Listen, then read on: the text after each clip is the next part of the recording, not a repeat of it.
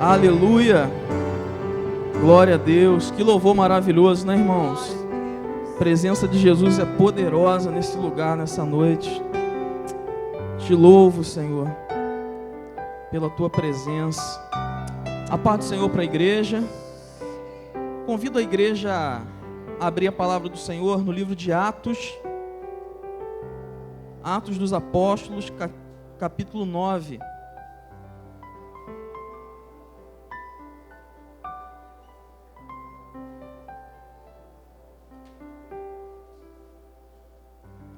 Atos dos Apóstolos, capítulo 9, a partir do versículo 32.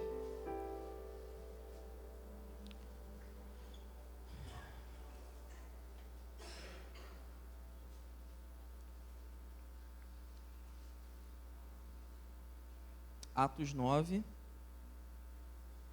a partir do versículo 32. Todos acharam? Amém? Diz assim a palavra do Senhor. E aconteceu que, passando Pedro por toda parte, veio também aos santos que habitavam em Lida, e achou ali certo homem chamado Enéas, jazendo numa cama havia 8 anos, o qual era paralítico. E disse-lhe Pedro: Enéas, Jesus Cristo te dá saúde, levanta-te e faze a tua cama. E logo se levantou. E viram-no todos os que habitavam em Lida e Sarona, os quais se converteram ao Senhor. E havia em Jope uma discípula chamada Tabita, que traduzido se diz Dorcas. Esta estava cheia de boas obras e esmolas que fazia. E aconteceu naqueles dias que, enfermando ela, morreu. E tendo-a lavado, a depositaram no quarto alto, ou num cenáculo, em algumas traduções. E como Lida era perto de Jope, ouvindo os discípulos que Pedro estava ali, lhe mandaram 2 varões, rogando-lhe que não se demorasse em vir ter com eles. E levantando-se Pedro foi com eles, e quando chegou, o levaram ao quarto alto, e todas as viúvas o rodearam, chorando e mostrando as túnicas e vestidos que Dorcas fizera quando estava com elas.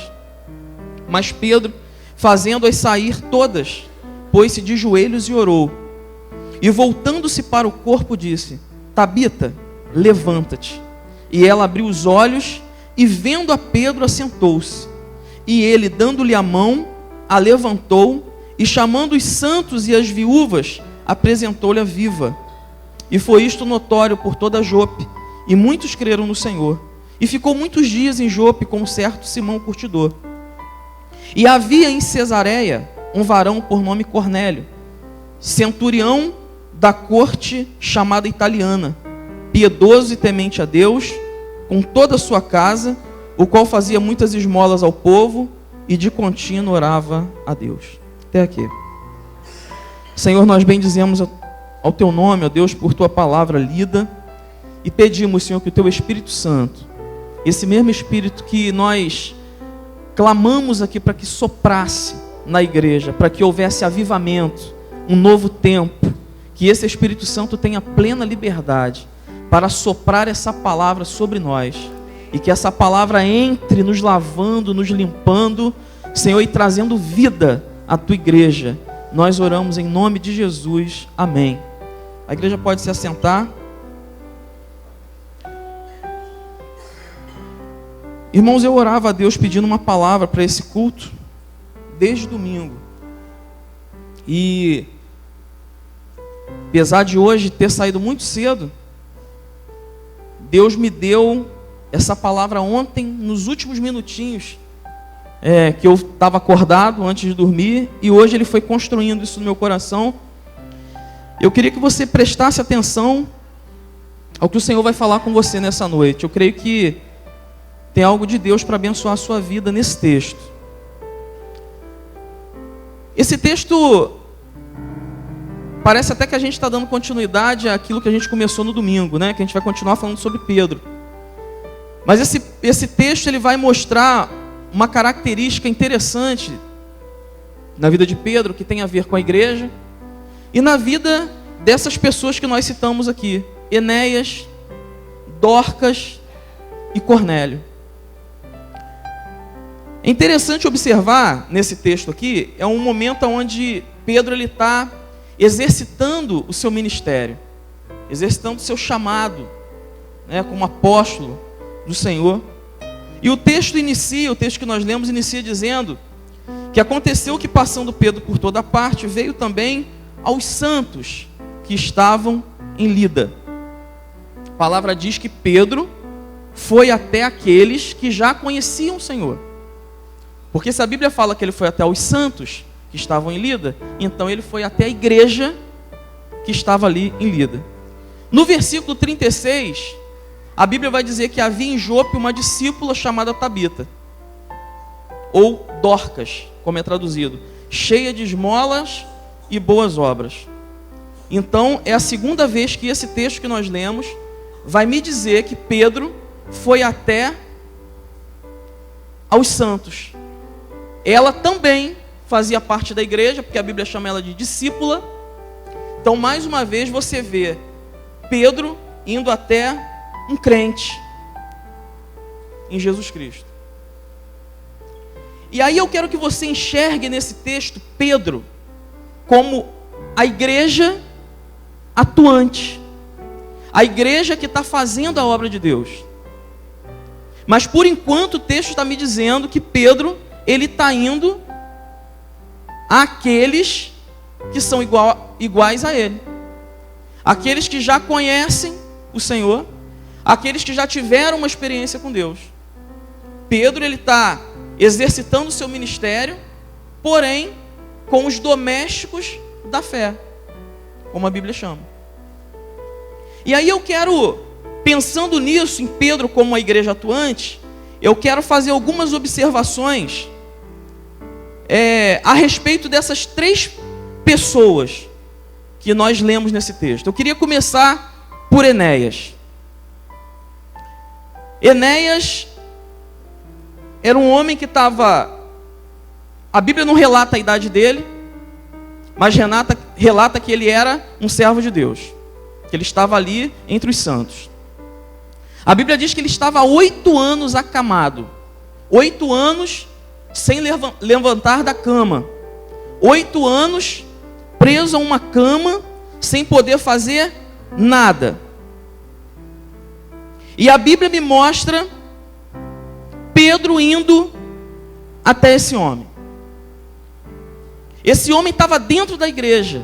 Eu quero abordar o aspecto espiritual para a nossa vida nessa noite.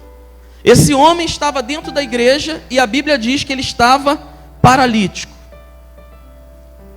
Existe uma responsabilidade por parte da igreja atuante com relação àqueles que muitas vezes estão dentro da igreja, mas estão paralíticos.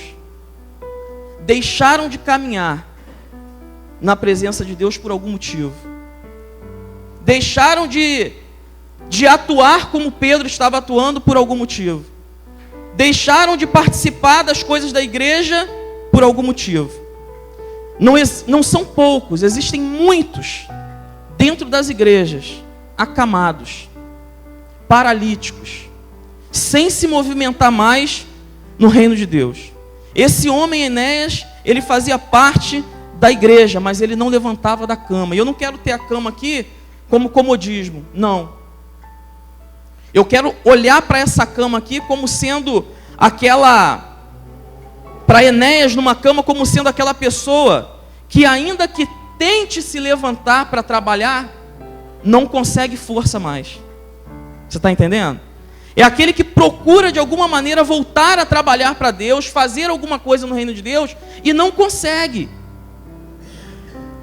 Porque um dia foi tomado por alguma situação que o fez ficar acamado, paralítico. A Bíblia não diz que ele era paralítico de nascença, ele estava há 8 anos. Havia um tempo que ele estava parado no reino de Deus, sem poder se movimentar. E é nesse momento que Pedro, como igreja, ele chega para ajudar. É nesse momento que Pedro chega com uma palavra para esse Enéas, para fazer o quadro dele, a história dele agora mudar. Esse Enéas, ele já andou um dia, esse Enéas já produziu frutos um dia, certamente se fazia parte da igreja atuante, ganhou almas para Cristo um dia, mas agora a Bíblia me relata que ele está numa cama. Agora ele não faz mais. E talvez dentro do coração de Enéas ele quisesse fazer, mas não encontrasse força.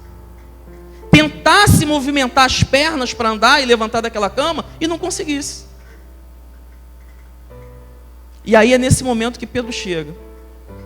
E aí eu quero dizer para você o seguinte: Deus, ele tem um tratamento diferenciado para cada caso dentro do seu reino, para cada pessoa.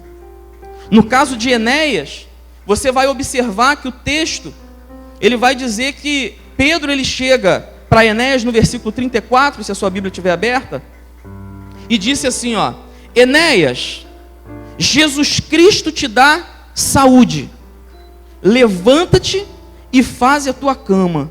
E logo se levantou. Qual foi o tratamento para Enéas? Jesus purinho. Pedro não conversou, Pedro não pegou na mão dele, Pedro não abraçou ele para tentar levantá-lo da cama, ele não fez nada disso. A Bíblia diz que Pedro chega e fala: Enéas, Jesus te dá saúde. Como igreja, nessa noite, eu quero declarar uma palavra profética da parte de Deus aqui, para quem se sente acamado. Pastor, eu não consigo me levantar como antes. Eu quero, junto com a igreja, levantar uma palavra aqui. Jesus te dá saúde. É Jesus que vai te levantar. Homem nenhum vai te levantar. Não é o braço humano que vai te levantar. Não é o tapinha nas costas que vai te levantar. Não é o paparico de alguém que vai te levantar. Quem vai te levantar é Jesus. Jesus te dá saúde. Essa aqui foi a palavra que Deus deu a Pedro. Jesus Cristo, Enéas, te dá saúde. Aí a palavra diz que ele se levantou. Ele se levantou. Em nome de Jesus, se essa parte da mensagem serviu para você, ou se você conhece alguém que está vivendo essa situação, leva da parte de Deus. Você tem unção para isso. Deus está te capacitando nessa noite para isso. Libera uma palavra na vida dessa pessoa. Jesus te levanta e te dá saúde. Saia daqui nessa noite crendo nisso. Agora tem um segundo caso, que é o caso de Dorcas, de Tabita. Versículo 36 e 37. Diz que essa mulher era uma discípula e que ela estava atuante. E a gente precisa entender que não de repente, mas paulatinamente, essa mulher, ela vai morrendo. Era uma mulher que trabalhava, porque a Bíblia diz assim no versículo 36 e 37. E havia em Jope uma discípula chamada Tabita, que traduzido se diz Dorcas. Esta estava cheia de boas obras e esmolas que fazia. Ela trabalhava, estava atuante. E aconteceu naqueles dias que enfermando, ela foi adoecendo antes dela morrer. Enfermando, ela morreu. Aqui é uma outra situação. É uma mulher que trabalhava para Deus. É uma mulher que se exercitava no reino de Deus, tinha obras, produzia, dava fruto. E isso aqui me preocupa. Quando, como pastor, eu vejo pessoas que algum dia na igreja foi ativo, trabalhou, era empolgado com as coisas de Deus, amava fazer as coisas de Deus, amava estar num culto, amava fazer parte de alguma coisa na igreja, amava servir a Deus. E a gente começa a perceber que essa pessoa ela vai adoecendo. Provavelmente essa mulher não conseguia mais costurar como ela fazia. Ela não conseguia mais fazer roupas bonitas, túnicas bonitas, como a Bíblia fala que ela fazia, porque entre as mulheres e as viúvas falava assim: Pedro, quando Pedro chegou, olha o que a Dorcas fez. Ela estava aqui entre nós, olha o que ela fez para mim. Olha o que ela fez, olha o que ela me deu. Olha como isso foi útil em algum momento para a minha vida. Algo que essa mulher fazia que tinha sido útil para a vida de várias pessoas. Mas de repente, essa mulher que era usada por Deus, ela começa a adoecer. A Bíblia não diz qual foi a enfermidade, simplesmente que ela começou a adoecer. Todos nós estamos sujeitos a isso. Adoecermos espiritualmente. E a palavra diz que aquilo foi tomando uma proporção até que culminou na sua morte.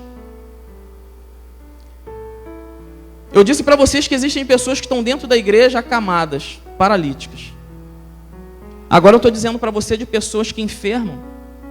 Talvez tenha ficado acamado um tempo, mas entra no outro processo. Processo de morte. A morte é a perda da vida espiritual. Você não consegue nem fazer força para ser, para estar, para fazer mais nada no reino. Morreu. Morreu. Mas a palavra diz que Pedro, como igreja atuante, Pedro aqui na igreja atuante, que eu falei no início, vai até essa mulher também. E chegando lá, eu acho interessante que Pedro coloca todas elas para fora. Fala assim: eu vou subir sozinho no quarto. Sabe o que eu entendo aqui? Aquelas mulheres que estavam em volta de Pedro, estavam o tempo inteiro mostrando para ele as obras dela. Só que a Bíblia diz que a salvação não é pelas obras. A salvação é pela fé. Então o que Pedro fala? Eu não vou aqui agir por ela, ou procurar essa mulher, por causa daquilo que ela fazia. Porque quem faz na igreja hoje morre, e quem está lá no mundo, na sarjeta, tem o mesmo valor para Deus. Então Pedro não vai por causa das obras. Pedro vai porque ele é igreja atuante. E todo aquele que está morto precisa receber a vida. E a igreja tem a vida para dar para aquele que está morto. Pedro sobe e vai fazer algo interessante. Pedro ele vai ajoelhar, vai orar e vai liberar também uma palavra para aquela mulher. Entenda isso, como igreja, o que nós temos que fazer? Temos que fazer. Dorcas estava morta, adoeceu e morreu. Pedro, como igreja atuante, ele chega e fala: todo mundo para fora, não quero mais ver as obras dela, agora eu preciso olhar para ela. Eu preciso olhar a situação atual dela. E o que eu posso fazer? Primeira coisa, preciso me ajoelhar e orar a Deus em relação ao que eu estou vendo, o que ela está vivendo. Pedro ora, vira para o corpo e libera uma palavra e diz: Dorcas, Tabita, levanta-te. Aquela mulher, se você analisar o texto é detalhe. Ele olha por ela: Tabita, levanta-te.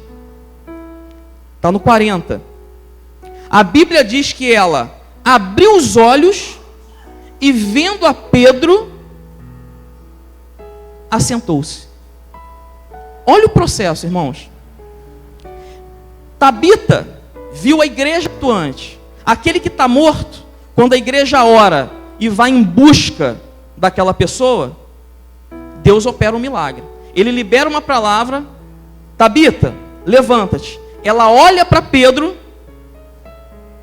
e fica assentada. Ela não levantou imediatamente. Sabe por quê? Porque ela estava morta. Ela provavelmente acordou para ficar no estágio, sabe de quem?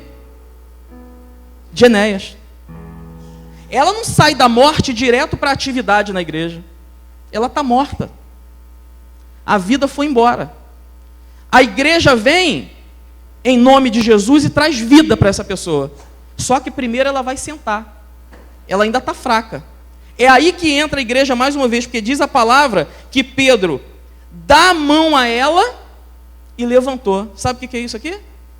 É o trabalho de discipulado que a igreja tem que fazer com aqueles que estão mortos e que recebem a vida de Jesus de novo, e uma vez que receberam a vida, agora você tem que dar a mão, levantar e caminhar com ela.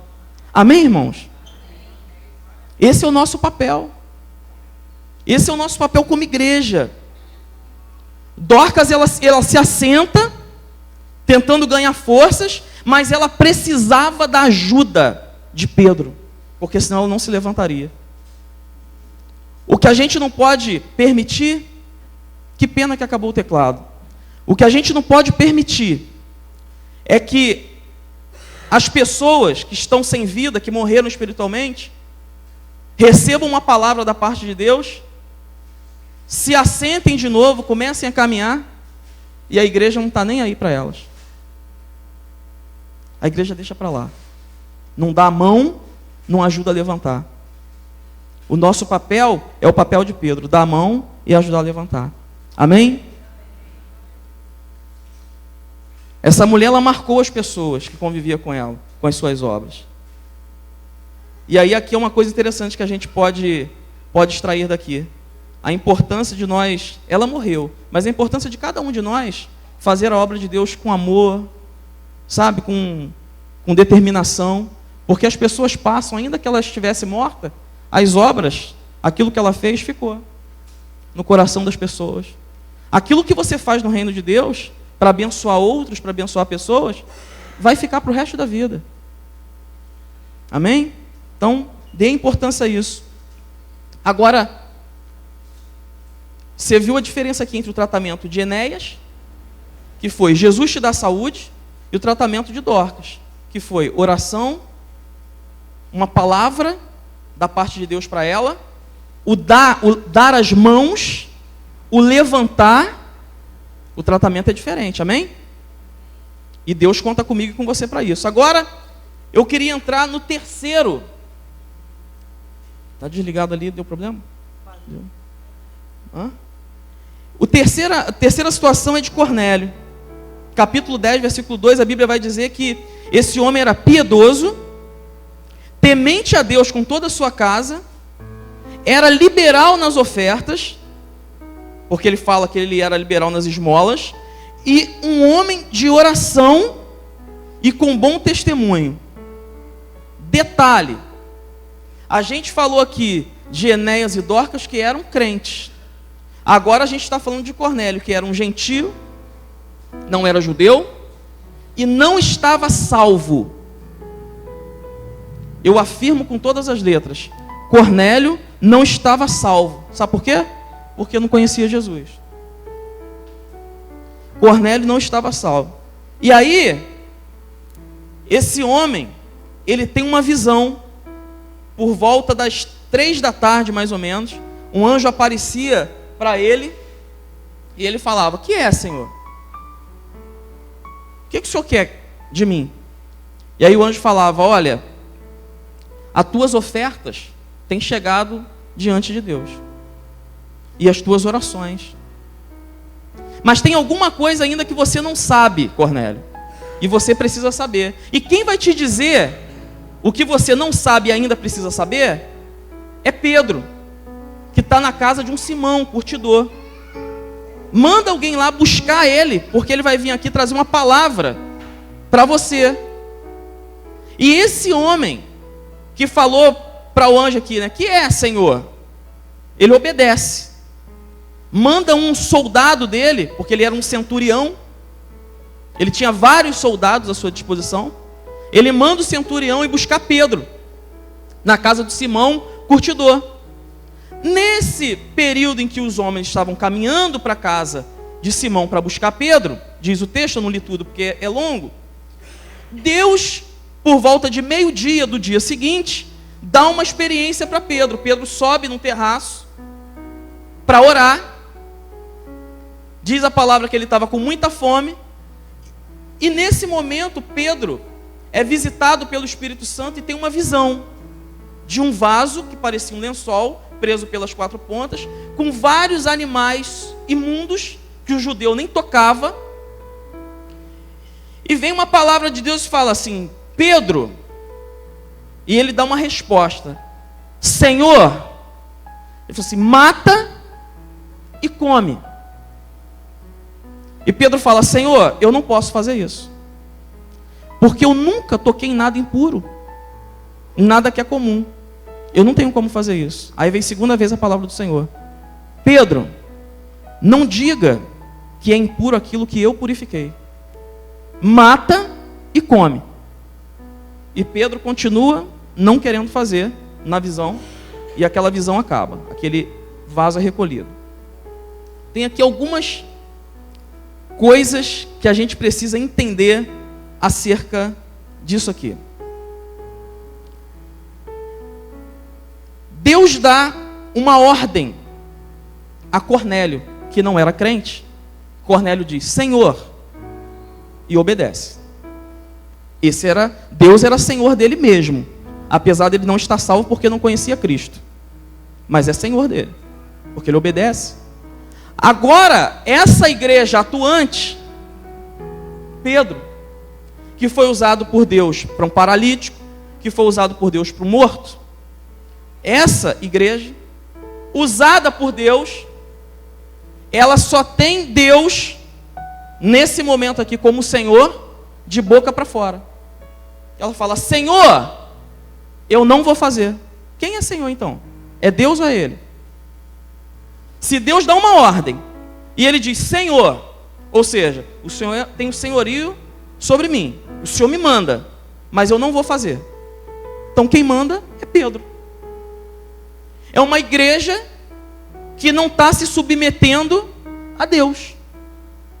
É uma igreja que não está se submetendo à ordem de Deus. Olha como é que muda o quadro. Essa igreja atuante agora, ela não está obedecendo ao Senhor. Está lá no versículo 15. Cornélio obedece e Pedro, a princípio, desobedece. Essa igreja que fazemos parte e que somos muitas vezes, né, como uma igreja atuante, uma igreja que faz, uma igreja que ora, nesse momento aqui ela não se submete a Deus por causa, sabe de quê, irmãos? Dos seus paradigmas. Ela tem um monte de conceito na cabeça dela. E ela fala assim: eu não posso. A bênção que Deus trouxe para mim não é para Cornélio, porque ele é um gentio. Ele não é judeu. Eu não tenho como ter contato com ele. A bênção é só para mim. Porque a gente tem um monte de conceito errado na cabeça de que algumas pessoas a gente não pode abordar, que a gente não pode nunca estar perto de determinadas pessoas que praticam algumas coisas. E aí a igreja nunca chega. A igreja nunca está junto dessas pessoas. Nesse momento aqui, na minha opinião, Cornélio é melhor do que Pedro. Porque ele obedece a Deus enquanto Pedro desobedece. É um homem que não tinha conhecimento de Jesus, mas que estava praticando os princípios de Deus. E porque estava praticando os princípios de Deus, ele estava sendo abençoado. Eu já falei isso aqui, vou falar de novo para você entender. Você sabia que uma pessoa que não conhece Jesus, que tem um casamento abençoado, e às vezes um crente que não tem um casamento abençoado, a diferença está em cumprir princípios? Porque essas pessoas que não conhecem a Deus, não conhecem Jesus, às vezes tiveram uma criação pautada nos princípios de Deus. Não vou trair, não vou tratar mal a minha mulher, não vou tratar mal o meu marido. Princípios que estão contidos na palavra de Deus. E por causa dos princípios, independente de servir a Jesus, são abençoados. E um monte de crente que tem Jesus, que foi lavado e remido no sangue de Cristo, faz um monte de abobrinha, tudo fora da palavra, e tem um casamento destruído. Porque princípio não se negocia. Princípio de Deus é para mim e é para o ímpio que está lá fora. Amém, irmãos? Então a gente fica muitas vezes com alguns paradigmas, algumas coisas que a gente não quer quebrar. Não posso me aproximar do fulano, do ciclano. Eu estou até lembrando aqui que no papo de mulher de sábado, a Daniela me passou algumas coisas, e foi dito algo interessante aqui. E Deus já tem desconstruído isso na nossa vida, já tem tirado isso da mente da igreja, desde quando nós começamos a estudar sobre capelania, né? Evangelização com o pastor Celso Godoy, teve aqui um seminário, e Deus vai desconstruindo isso na gente, que a gente é muito elitizado, a gente tem algumas pessoas que a gente quer falar de Jesus, outras a gente vai deixando, até porque é mais complicado. E nesse sábado foi falado aqui, né, da evangelização lá com as prostitutas, que foi feito lá na Vila Mimosa, e que vai continuar sendo feito. E aí a menina que estava aqui, a missionária, estava falando o seguinte: do mesmo jeito que você ora por uma prostituta que você... Primeiro, alguns nem gostam de chegar perto, porque é do demônio, né? A prostituta é do capeta. Não, Deus está doido para trazer ela para perto, né? Porque trouxe Raabe para perto dele, para salvar, para limpar. Mas a gente não pode chegar lá, porque lá é um local muito promíscuo. Meus olhos são muito os olhos igual de Deus, não pode ver o mal, né? Então eu não posso nem na Vila Mimosa, porque se eu ver a Vila Mimosa, eu vou pecar. Então a gente não chega perto. Aí depois ela passou para um outro assunto. Ela falou assim: lá tem meninas. Eu vi uma vez, ela disse, uma menininha de 8 anos, não sei, 6 anos, se prostituindo. Aí ela falou: vocês param para pensar que você tem que evangelizar também aquele homem que está usando aquela menina. Vamos ser sinceros, irmãos, soa bem para você evangelizar um pedófilo? Sim ou não? Seja sincero, sim ou não? Não. São paradigmas que a gente tem, porque aquele homem é tão necessitado quanto a prostituta, quanto você e quanto eu. Irmãos, é difícil. Deus está confrontando Pedro. Pedro, está vendo esses animais todinho aí? Mata e come. Ele estava falando de Cornélio, e ele vai entender isso depois, porque conversando com Cornélio, ele vai falar assim: eu entendi por que Deus me mostrou, porque Pedro vai contar a visão que teve também. Não posso chamar impuro aquilo que Deus purificou. Meu irmão, quando o sangue de Cristo vem sobre uma pessoa, independente do que ela seja, ela é purificada e liberta, em nome de Jesus. Então Deus quer quebrar algumas coisas. Eu não evangelizo um macumbeiro. O macumbeiro, mexe com as coisas do demônio lá. Meu irmão, é ele que a gente tem que evangelizar. Deus vai nos dar oportunidade, como uma igreja atuante, para evangelizar. Mas às vezes, a gente está igual a Pedro nesse primeiro momento. Por isso que eu falei, no primeiro momento, Pedro não obedece. Fala Senhor e não obedece. Mas no segundo momento, Pedro fala assim: eu vou ter que ir lá. Vieram me chamar, agora eu estou entendendo. Porque Deus fala para ele: virão uns homens aqui e vão te levar para conversar com Cornélio. Aí ele pega e vai.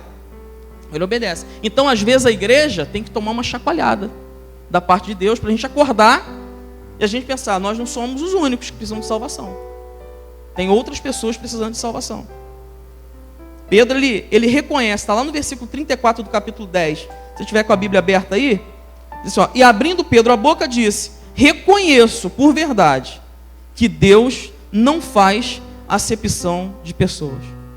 Aí depois Pedro fala de Jesus para Cornélio, fala de Jesus para os seus familiares, para os convidados que Cornélio colocou ali. Para pensar, irmãos, e olha como é que Deus quebra paradigma. Cornélio, que não conhecia Jesus, estava tendo visão. Cornélio, que não estava servindo a Jesus ainda, estava ofertando no reino de Deus, abençoando pessoas.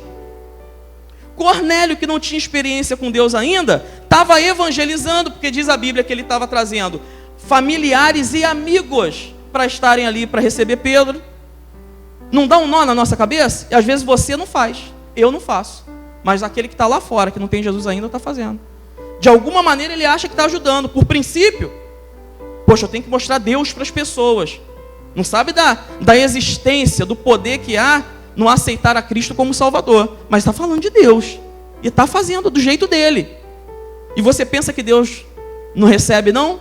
Então tem que rasgar essa página da Bíblia, porque a Deus falou assim: a tua oferta foi aceita e a tua oração. Diz para mim que alguém que está lá fora com coração, não estou inventando nada, está aqui no texto. Deus ouviu a tua oração, aí Deus vai trabalhar para que ele conheça a verdade, que é Jesus Cristo. mas aceitando ele já está.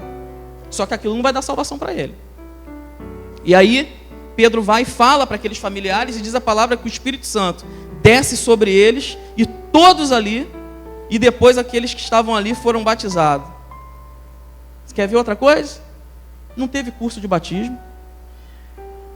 Não precisou ficar um mês estudando para batizar. Você sabe por que a gente faz isso, irmãos? Porque convencionou-se assim. Porque nós pastores, entendemos que é bom a pessoa ter um contato primeiro com a palavra, conhecer um pouco mais. Mas se você for para a Bíblia, você vai ver esse camarada aqui sendo batizado na hora, depois de conhecer Jesus. Você vai ver lá Filipe batizando eunuco na hora. A igreja é cheia de paradigmas, é cheia de conceitos. E a gente fica dentro de uma caixinha de sapato. E me perdoe, eu não estou fazendo nada com ninguém. Eu não estou falando que você é, eu estou falando como, nós, eu me incluo. Nós ficamos igual cavalo, com aquela coisa aqui, ó. Não olha para o lado nem para o outro, a gente só fica assim, ó. Meu irmão, Deus te chamou para alcançar os outros. Independente de quem seja, de onde esteja. Amém? E a palavra diz ainda que naquele mesmo momento, eles falaram em línguas. Uma palavra de Pedro. Falou: Cornélio, já está tudo certo contigo. Você só precisa saber de uma coisa. Quem salva não são as tuas esmolas, não são as tuas, as bênçãos que você faz pelas pessoas. O que salva é Jesus Cristo. É Ele que eu estou te apresentando. Ele, eu quero. Então tá bom. Aí Deus vem e fala assim: então vou batizar ele com o Espírito Santo. Aí batiza com o Espírito Santo, já dá logo o dom de línguas e está tudo certo. Um dia de igreja. Talvez você esteja 20, 30 anos na igreja e fica assim: ai, será que... Porque para falar em línguas, meu Deus do céu, tem que ser... Meu irmão, Deus batiza quem Ele quer, na hora que quer. Para de colocar caraminhola na sua cabeça. Que você nunca pode. Que Deus nunca vai me usar porque eu tenho isso aqui que precisa ser resolvido. Deus vai resolver na tua vida. Abre o teu coração, porque talvez o que esteja faltando na tua vida é batismo com o Espírito Santo, para que você tenha força para testemunhar desse evangelho. Amém, irmãos?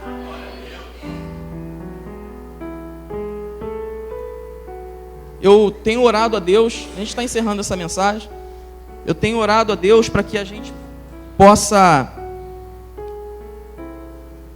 nesse ano, consolidar mais essa questão de evangelismo. Deus já tem nos ajudado, temos feito alguma coisa, a igreja tem se envolvido em algumas coisas. Nós estamos ajudando uma moça que foi resgatada da prostituição.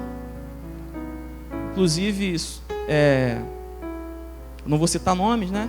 Inclusive, tem trabalhado conosco aqui. Eu botei ela para ajudar a menina que limpa a igreja, para que ela possa ter uma proximidade maior com a gente, com a menina que é uma serva de Deus que trabalha aqui. E a gente tem dado assistência direto. O telefone às vezes é horas no telefone, Daniela e ela. E ela já largou a prostituição. A gente tem feito ajuda social a pessoas que precisam, pagando muitas vezes um curso, alguma coisa para quem não tem dinheiro e não pode sair dessa vida. Várias coisas a igreja estava fazendo. Várias coisas. Porque a gente aprendeu uma coisa, irmãos. Eu não posso ajudar só aqueles que aceitaram Jesus. Eu tenho que ajudá-los primeiro. Estender a mão para que essa pessoa amanhã possa aceitar Jesus e caminhar. Amém, irmãos?